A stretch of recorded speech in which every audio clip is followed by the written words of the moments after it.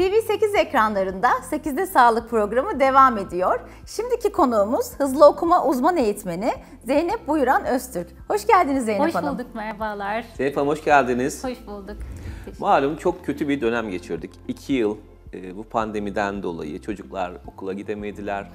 Ve günümüzde maalesef 1. sınıf, 2. sınıf, 3. sınıf hatta 4. sınıfta bile okumayla ilgili çocukların pek çok problemi var. Aynen, Ne yazık ki. kesinlikle öyle. Ne okuduklarını anlayabiliyorlar ne de hızlı okuyabiliyorlar. Siz bu işin uzmanı olarak hızlı okuma nedir, anlayarak okuma nedir? Biraz bundan bahseder misiniz? Hızlı okuma nedir? Bir metni, bir kitabı, okuyacağımız herhangi bir şeyi kelime kelime değil de gruplarla okuma tekniğidir. Bu tekniği öğretiyoruz. Bu teknikle de gruplayarak okuduğumuz zaman da 2-3 kata kadar kısa vadede artış bekliyoruz. Peki hocam, hızlı okuma eğitimi ilk nasıl başlamalı? İlk nasıl başlamalı? Aslında her işte olduğu gibi hızlı okuma da ben hep şunu söylerim çocuklara. İnanarak, biz inanıyorum dediğimiz zaman başaracağımıza inanırsak 600.000 tane sinir hücremiz bizi inanmaya ikna ediyor aslında. Çocuklara eğitime başlamadan önce şunu söylüyorum. Neden, niçin yapmanız? Hayatında neler fark edecek? Bu farkındalıklarla sen neler kazanacaksın? Ondan sonrası o kadar güzel geliyor ki o eğitimi hayatlarına entegre ediyorlar. Bu şekilde. Peki herkes hızlı okuyabilir mi? Herkes hızlı okuyabilir. En çok sevdiğim özelliği de budur. Ben hep şu örneği veririm. Herkesin bir Einstein olmasına gerek yok. Siz hayatınızın her döneminde, tabii ki bu çocukluk döneminde çok daha kolay yaparız ama hani yaşlandıkça ağaç yaşken eğilir, burada da şeydir. Ama hayatınız 50 yaşında da 60 yaşında da siz bu kazanımı kendinize, hayatınıza entegre edebilirsiniz. Hocam peki öğrencileriniz size geldiğinde hızlı okumaya karar verdim, evet arkasındayım, şunun için yapacağım. Ne kadar sürede öğreniyorlar? Hızlı okuma eğitimleri güzel, her gün 30 dakikanızı ayırarak yapılan bir eğitimdir. 21-21-21 gün kuralı, psikolojide 21 gün kuralı vardır. İlk 21 günde öğreniriz, ikinci 21 günde kısa vadede hayatımıza entegre ederiz. Üçüncü 21 günde de artık o bizim hayatımızın her döneminde ölene kadar gidecek bir farkındalık olarak kalır. Her gün 30 dakikasını ayıran, o egzersizleri yapan herkes başarılı olur. Şimdi eskiden de hızlı okumalar vardı, ben üniversite yıllarımda hatırlıyorum ve o zaman şöyle bir şey vardı, algı vardı. İşte koca kitabı okudum, aklımda tek kalan kitabın başlığıydı gibi şeylerle. Aslında bu konu biraz ötelendi diye düşünüyorum. Hızlı okuyarak aynı zamanda da daha iyi anlayabiliyor muyuz? Hızlı okuma aslında doğru okuma ve anlama teknikleridir. Anlamlı okumadır hocam. Ne kadar hızlı okursanız o kadar aslında daha iyi anlarsınız. Bunu somut olarak ben hep şöyle anlatırım. Bu çok kullanılan bir örnektir. Arabayla gidiyorsunuz, direksiyondasınız, 50 km hızla gidiyorsunuz. Giderken tabelayı görürsünüz, çevrenizden geçen insanları görürsünüz, çevrenizdeki bir sürü uyarıcıyı görürsünüz. Ama 200 km hızla giderseniz odaklanırsınız. Sağa sola bakma şansınız yoktur. Hızlı okuma da böyledir. Hatta bunun için şöyle söyleyebilirim. İnsan beyninden günlük 70.000 tane düşünce geçiyor. Ya işte ben biraz sonra ne yiyeceğim, ne giyeceğim, işte biraz sonra arkadaşlarımla bir toplantıya gideceğim gibi bilinçaltımda şeyler var. Yavaş okursam ne olur? Kitabı aldım, okuyorum. Sayfaları çeviriyorum ama yavaş okuduğum için de o bilinçaltımdaki düşünceler o yavaş aralardaki kelime boşluklarını doldurur. Ama hızlı okursam ben o bilinçaltımdaki diğer konuların beni dağıtmasına, odaklanmamı bozmasına izin vermem. Bu şekilde de zaten odaklanmam bozulmadığı için de ben güzel bir anlamış olurum. Zeynep Hanımcığım, bizi yavaşlatan okuma hataları ve frenler nelerdir? En büyük okuma frenlerimiz sesli okumaktır. Sesli okumak bize gereksiz yapılan bir çabadır, çok yorar.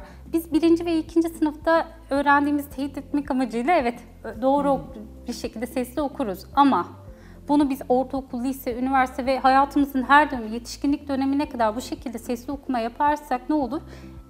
Hatta bunu ölçmeye kalktığımız zaman ilk 1. dakikada atıyorum 200 kelime okudunuz, ikinci bir dakikada o 180'e düşer. Marjinal bir şekilde düşer. Neden? Çünkü artık benim nefesim yetmez.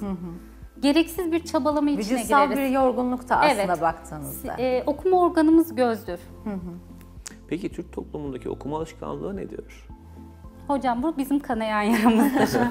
Maalesef ki okumayan toplumumuz. Türk toplumumuzda kadınlarda %95, erkeklerde %99 okuma oranına sahibiz. Okuryazarlık oranımız evet yüksek ama ne yazık ki okumuyoruz. Yapılan son verilerde, araştırmalara göre çok kötü şu anda söyleyeceklerim. Türk toplumu sadece günde 1 dakikasını kitap okumaya ayırıyor. 6 saatini TV izlenme, 3 saatini internette geçiriyor.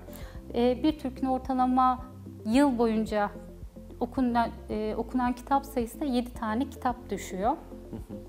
Bu veriler gerçekten üzücü veriler. Bu dijital bağlanmanın, yani telefonun, televizyonun aslında getirdiği bir şey zaten söyleniyor, dinliyorum. Hani tekrar alıp elime kitap okumalı mıyım mı geliyor aslında baktığınızda.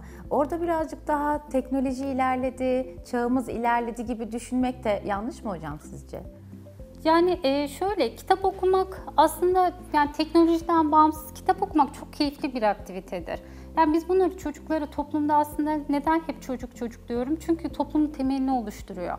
Biz bunu böyle temelden atarsak yani hiçbir şey, bir tablet, telefon veya X bir şey o kitap okumadaki sıcaklığı, o kitabın kokusunu biz eskiden şöyle bir açardık, bir koklardık. Evet. Bazen ben kendi çocuklarıma da diyorum.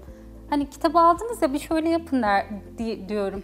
Hiçbir şey onu, Hislerde. evet, onu Peki- hissetmeleri lazım. Peki bu sesli kitaplar var mesela. Evet. Ne diyorsunuz? Yani okumak mı mesela bir kitap? Kulaklığı takıyorsunuz, dinliyorsunuz. Hocam dijital okuma normal kitaptan göre daha zordur. Tabii ki o da lazım. Çünkü ben mesela biz de dijital okuma yaptırıyoruz. Egzersizler de dijital bir platformda. Bundan 20 sene önce teknoloji bu kadar gelişmemişken işte çünkü hızlı okumanın temeli şudur hocam. Göz kaslarınızı geliştirme ve genişletmedir. 180 derece görme açımız vardır. Ama biz sadece kelime kelime öğrendiğimiz için bu şekilde bakarız. Göz kaslarımızı nasıl geliştirirsek, nasıl genişletirsek o kadar hızlı okuruz. Bunda nasıl yaparız? Dijital bir platformda göz egzersizleriyle yaparız.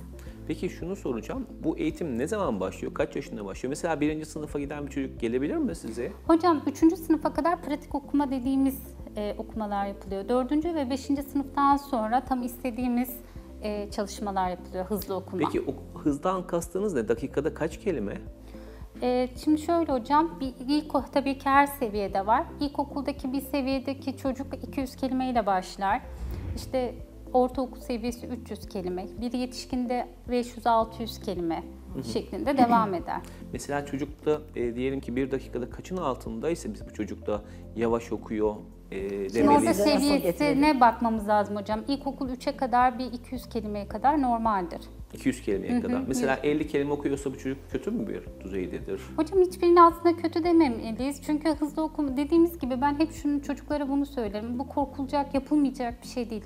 Demin de söylediğim gibi hepsinin böyle IQ seviyesinin çok yüksek olmasına, bir Einstein olmasına gerek yok.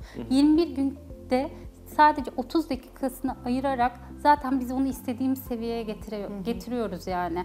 Hani 50 kelime çok kötü dersek bu çocuğa geriye doğru ket vurma başlar. Evet ben kötüyüm ve yapamam izlenimi yaratır kendisinde. Onun için ben şey yapıyorum, okuma testlerini yapıyorum. Hepsinin okuma hızını yazıyorum. Baktığım zaman düşük gördüklerimi asla söylemiyorum. Sadece onlar eğitim aldıktan sonra yükseliyorlar. Motive olmuş bir şekilde evet bak sen buradasın. Peki diyoruz. 21 günde mesela yüzde kaç başarıya ulaşıyorsunuz? Mesela 200 kelime okuyan birisi 600'e 800'e çıkabiliyor mu? 200 kelime okuyan bir insan 400'e kadar çıkar hocam en kötü. Çıkabilir. Şöyle dediğim gibi bunda her gün 30 dakika kuralı vardır, disiplin vardır, odaklanma vardır. O 30 dakikasını gerçekten odaklanarak yaparsa çıkar. O halde okullarından karnelerini alan, okumalarında hala yavaş olan ya da anlama problemi olan çocuklar belki bir 21 gün küçük bir kursla önümüzdeki sezona çok daha hızlı, çok daha iyi bir şekilde, hatta sınava girecek, üniversite sınavına girecekse böyle bir kurs alsın, en azından sınav stresini yenmesi açısından. Hocam çok bizim fazla etkisi toplum var. olarak yani sadece hızlı okuma kursu veriyoruz evet ama bu eğitmenlik olan mesleğimiz sadece amaç aslında, araç değil. Ben okuyan bir toplum istiyorum. Çocuklarda kitap okuyan, eleştirisel düşünebilen, kitap okurken mantık yürüterek, muhakeme yaparak burada ne anlatılmak istenmiş, burada aslında yanlış bir şey yazıyor deyip eleştirilebilen bir kitap okuyan çocuk istiyorum. Bunun için eğitimler veriyoruz. Buna ayrı bir hassasiyetle, Evet, 3 çocuk annesi olarak buna ayrı bir hassasiyet gösteriyorum. Teşekkür Vallahi ederiz. çok teşekkürler hocam. Ben çok Harika bir teşekkür ediyorum. programdı. Hızlı okumanın ne demek olduğunu sizlerden hem de sizin gibi eğitimcilerden aslında hızlı okumadan yana anlayarak okumanın ne demek olduğunu öğrendik. Ağzınıza sağlık hocam. Çok teşekkür ediyorum. Bugün bizlerle hızlı okuma uzman eğitmeni Zeynep Buyuran Öztürk beraberdi ve bize hızlı okuma tekniklerini ve hızlı okumanın ne demek olduğunu belirtti. Kendisine tekrar teşekkür ederiz. Ve 8'de sağlık kaldığı yerden devam ediyor.